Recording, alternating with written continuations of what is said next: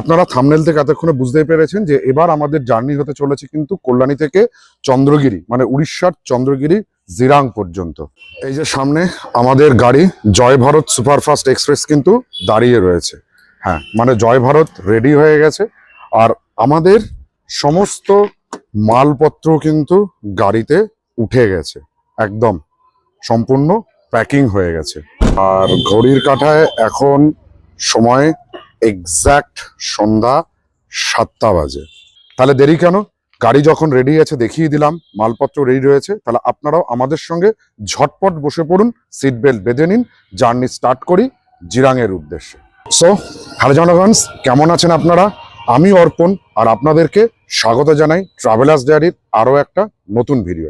হ্যাঁ, এই ভিডিওতে আমরা কল্যাণী থেকে জিরাং বাই রোড যাচ্ছি আর এখানে থাকছে এন্টায়ার রোড গাইড ভিডিও, মানে কোন রাস্তা দিয়ে আমরা যাব, কতক্ষণ সময় লাগবে, রাস্তায় আমরা কি কি অসুবিধার সম্মুখীন হচ্ছি বা কি কি ফেসিলিটি আমরা এন্টায়ার রোডে পাবো, রাত্রির বেলায় নাইট ড্রাইভের জন্য এই রুটে কেমন সেফটি আছে, কেমন সিকিউরিটি আছে, সেই সমস্ত কিছু কিন্তু আমরা আপনাদের জন্য তুলে ধরছি।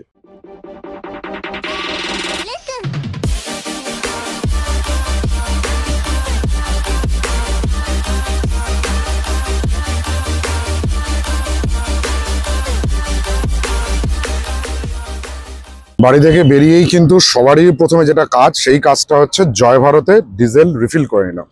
কল্যাণীর ভারত পেট্রোলিয়াম পাম্পে আমরা এই মুহূর্তে রয়েছি।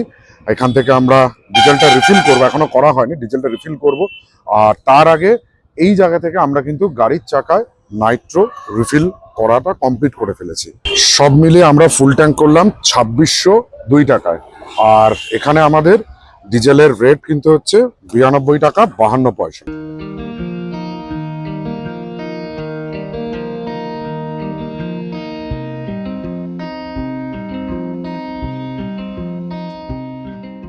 এই মুহূর্তে আমরা NH-16 ধুলাগড় টোল প্লাজা টোলটা পার করলাম, পার করে প্রসিড করছি আমরা কোলাঘাটের উদ্দেশ্যে।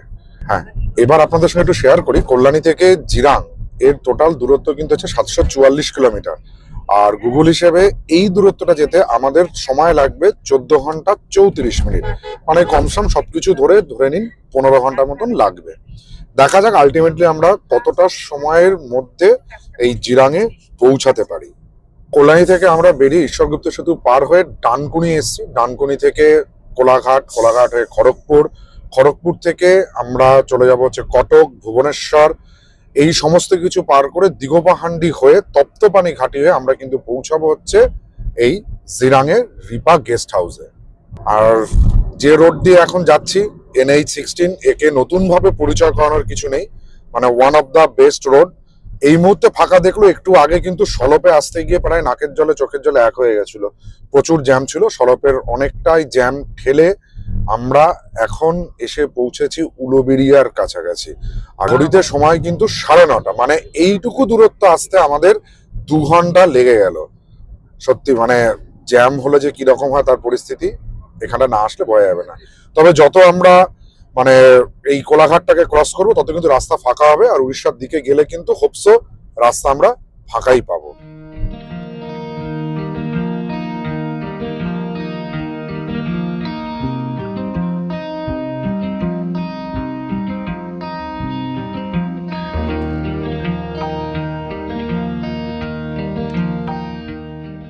ঘড়িতে সময় জানান দিচ্ছে রাত্রি 10টা 5, আর আমরা এই মুহূর্তে কল্যাণী থেকে 113 কিলোমিটার জার্নি কমপ্লিট করে এসে পৌঁছেছি কোলাঘাটের নিউ মাতারা হোটেলে।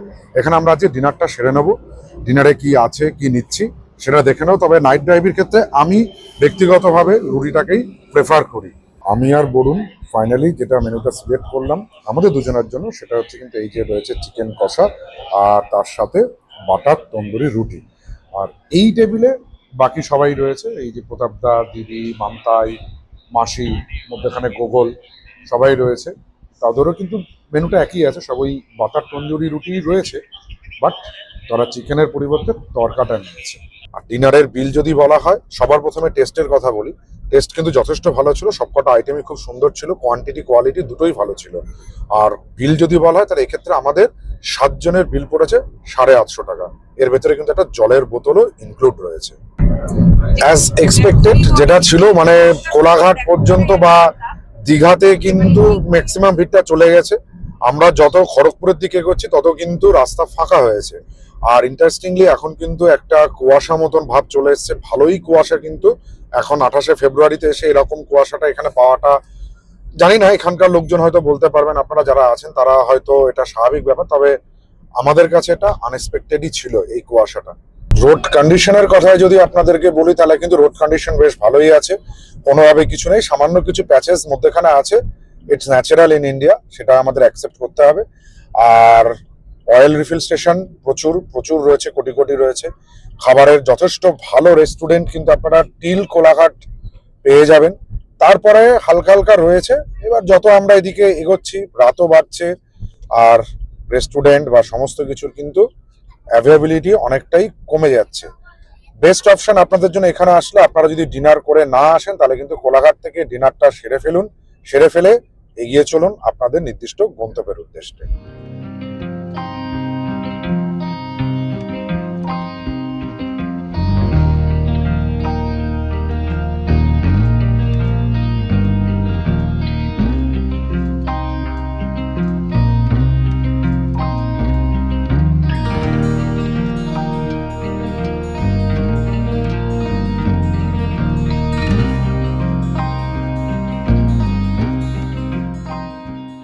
ঘড়িতে সময় জানান দিচ্ছে এখন রাত্রির 12টা 48 মিনিট।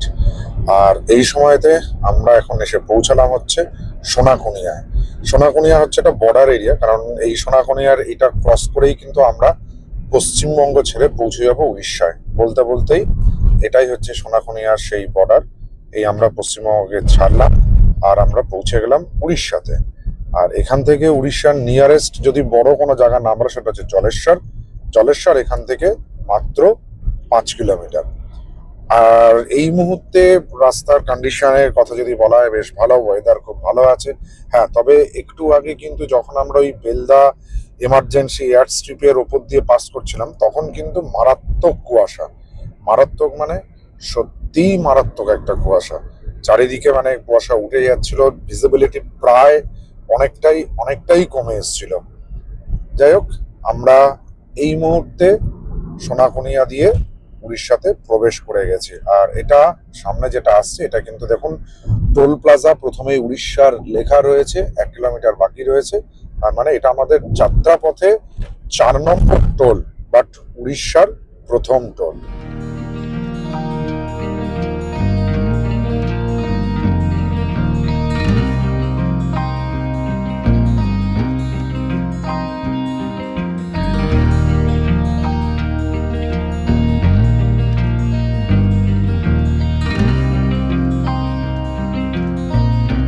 রাত 1:40, আর এই মুহূর্তে আমরা চলে এসেছি উড়িষ্যার বালাসোরে।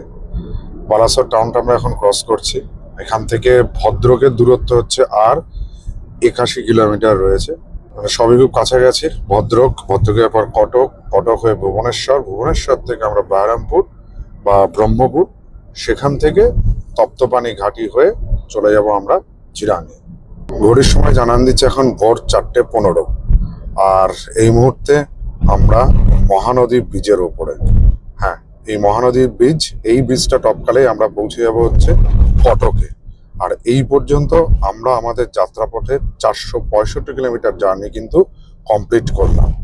আগে কিন্তু এই রুটে ভুবনেশ্বর পর্যন্ত আসতে গেলে বেশ কিছু ডাইভারশন নিতে হতো, তবে বর্তমানে ডাইভারশনগুলোর বেশি নিতে হচ্ছে না। আপনারা এই কটক পর্যন্ত আসতে গেলে 3টে ডাইভারশন পাবেন। একটা পাবেন হচ্ছে সবারই প্রথমে, সেটা হচ্ছে বালাসোরে রেলগেটের কাছে একটা ডাইভারশন পাবেন, তারপর ভদ্রক ক্রস করে আসার আগে একটা ডাইভারশন পাবেন, আর লাস্ট ডাইভারশন পাবেন কটকে ঢোকার 30 কিলোমিটার আগে একটা ডাইভারশন আছে। বাট ডাইভারশনগুলো খুব বেশি নয়, ওই 500-600 মিটারের মধ্যেই ডাইভারশনগুলো রয়েছে, অতএব প্রবলেম কিছু নেই। আর যে সমস্ত ফ্লাইওভারগুলোর কাজের জন্য ডাইভারশনগুলো দেওয়া হয়েছিল সেই সমস্ত ফ্লাইওভারের অধিকাংশই কিন্তু কমপ্লিট হয়ে গেছে।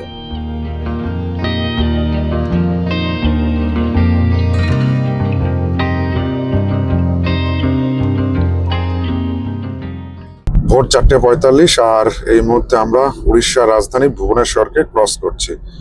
ভুবনেশ্বরের রিং রোড দিয়ে আমরা বেরিয়ে গেছি, তলা দিক দিয়ে কিন্তু ভুবনেশ্বর টাউনটা চলে যাচ্ছে।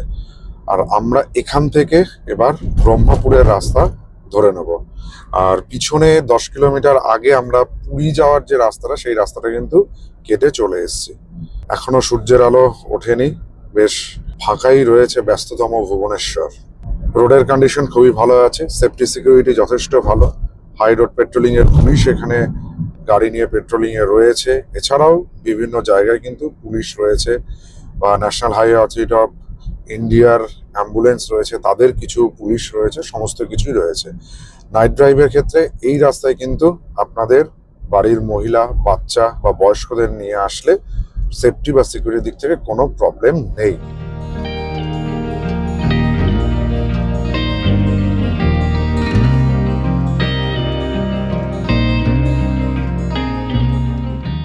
এখন ঘড়িতে সময় সকাল 8:05 আর আমরা এসে পৌঁছালাম উড়িষ্যার ব্রহ্মপুর শহরে।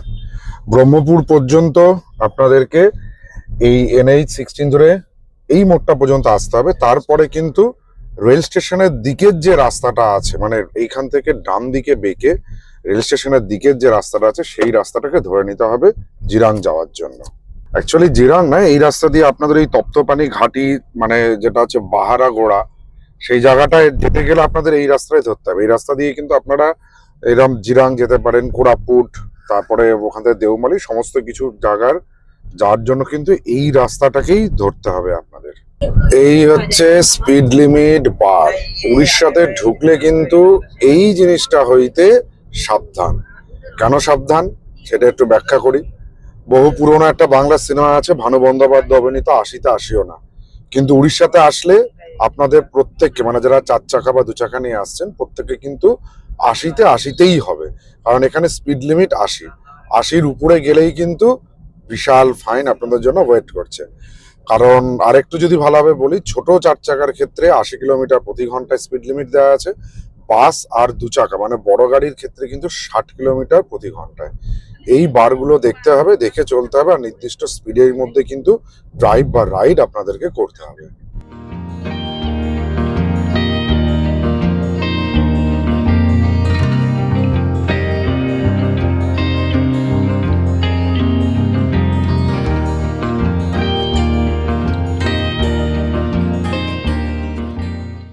সময় জানান দিচ্ছে এখন সকাল 9:45 আর আমরা কল্যাণী থেকে 707 কিলোমিটারের জার্নি কমপ্লিট করে এই মুহূর্তে দাঁড়িয়ে আছি তপ্তপানিতে। এখানে ডিয়ার পার্ক রয়েছে, তপ্তপানির এই যে হট স্প্রিং এর যে জায়গাটা, সেটা তো ঘোরার জায়গা রয়েছে। এই তপ্তপানির সমস্ত কিছু আমরা আগে আমাদের যে কোরাপুট দেওমালির ভিডিও, সেখানেও আমরা আপনাদের জন্য বলেছিলাম, সেই ভিডিওর লিঙ্কও আমরা এখানে দিয়ে রাখবো। চলুন তাহলে আপাতত আমরা তপ্তপানির হট স্প্রিংটাকে দেখে নিই।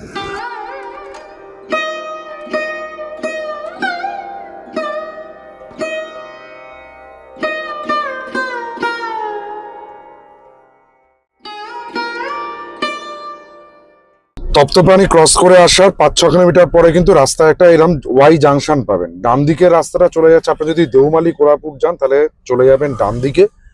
আর এই সোজা রাস্তাটা দিয়ে আপনারা টান চলে যাবেন হচ্ছেন জিরাং বা মহেন্দ্রগিরির দিকে, মানে চন্দ্রগিরি আর মহেন্দ্রগিরি হিলসের দিকে। এখান থেকে মহেন্দ্রগিরির দূরত্ব হচ্ছে 90 কিলোমিটার, আর এখান থেকে জিরাং এর দূরত্ব হয়েছে 32 কিলোমিটার।